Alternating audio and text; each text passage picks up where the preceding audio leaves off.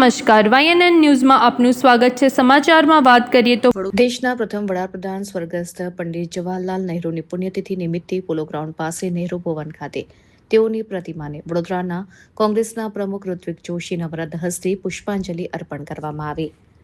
આ કાર્યક્રમમાં કોંગ્રેસના માજી મેયર રણજીતસિંહ ચૌહાણ, કાઉન્સિલર ચંદ્રકાંત ભટ્ટો, પુષ્પાબેન વાઘેલા તથા મોટી સંખ્યામાં કાર્યકર્તાઓએ પુષ્પાંજલિ અર્પણ કરી હતી। રિપોર્ટર રાહુલ રાજપૂત। આજે પંડિત જવાહરલાલ નહેરુ જે દેશના પ્રથમ પ્રધાનમંત્રી હતા, એમની પુણ્યતિથિ છે। આ નહેરુ ભવન એટલે આપણા રણજીતભાઈ ચૌહાણે આમની પ્રતિમાની સ્થાપના કરેલી છે। આપ સમજો કે એમને દેશની આઝાદીની લડાઈ લડી, 1000 દિવસ કરતાં જેલમાં વધારે રહ્યા, આઝાદી પછી પ્રધાનમંત્રી બન્યા પહેલાં, અને એમની पहले थी थोट ये थी कि इस देश में कोई भूखा नहीं सोना चाहिए, हर व्यक्ति को रोजगार मिलना चाहिए और हर व्यक्ति को स्वतंत्रता मिलनी चाहिए। आ बधी थोट और विचारधारा लईने चाल्या।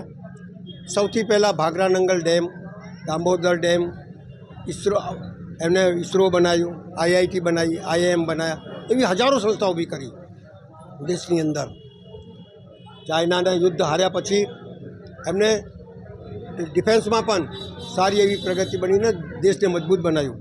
મારું કહેવાનો ભાવાર્થ એ છે કે લોકશાહીની અંદર સાચી લોકશાહી ત્યારે જ હોય જ્યારે પ્રતિપક્ષ એટલે વિરોધ પક્ષને બોલવાની તાકાત મળે, એનાથી તમને જાણવાનું મળે છે, અને એ સાચી લોકશાહીમાં માનતા હતા। આજે જે ફલ જોઈએ આપણે જોઈ રહ્યા છીએ, જો बीज जो बोके गए हैं उसके फल आज लोग चाख रहे हैं। पर ये फल શું હતા? आज જે સંસ્થાઓ ઊભી કરી, જેના લીધે લોકો ભણ્યા, જેના લીધે લોકો આગળ આવ્યા, અને જેના લીધે આગળ આવ્યા પછી જે સોચ અને થોટ મૂકીને ગયા છે, એનાથી દેશ આગળ વધી રહ્યો છે। મારું માનવું છે કે એમની વિચારધારાને લઈને આપણે આગળ વધીએ। આગળ વધીશું તો ભલે હાર જીત થાય, પણ થોટ અને વિચારધારા નહીં બદલવી જોઈએ, એવું મારું સ્પષ્ટ માનવું છે। અને એવું જ જવાહરલાલ નહેરુ માનવું હતું।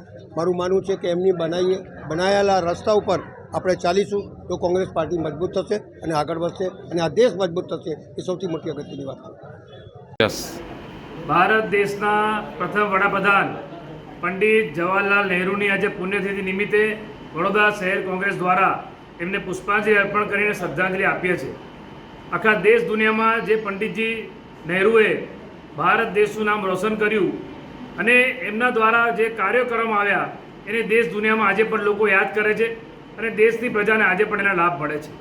આ દેશ જ્યારે આઝાદ થયો અંગ્રેજો ભારત દેશે લૂંટીને જતા રહ્યા હતા, આ દેશમાં ટાંકણી પણ નથી બનતી, ત્યારે એવા સમયે પંડિત જવાહરલાલ નહેરુએ ભારત દેશની ધુરા સંભાળી, અને એ ટાઈમમાં ખેડૂતો, મહિલાઓ, યુવાઓ અને દેશની પ્રજા માટે કાર્યો કર્યા।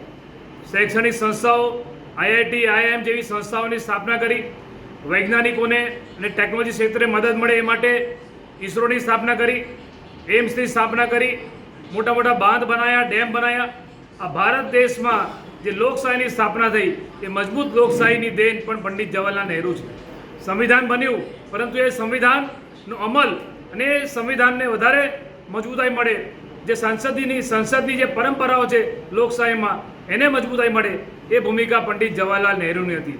ત્યારે આજે એમની પુણ્યતિથિ નિમિત્તે એમને યાદ કરીએ છીએ, નમન કરીએ છીએ, અને એમના દ્વારા કરેલા કાર્યોને પણ યાદ કરીએ છીએ। Subscribe now and press the bell icon.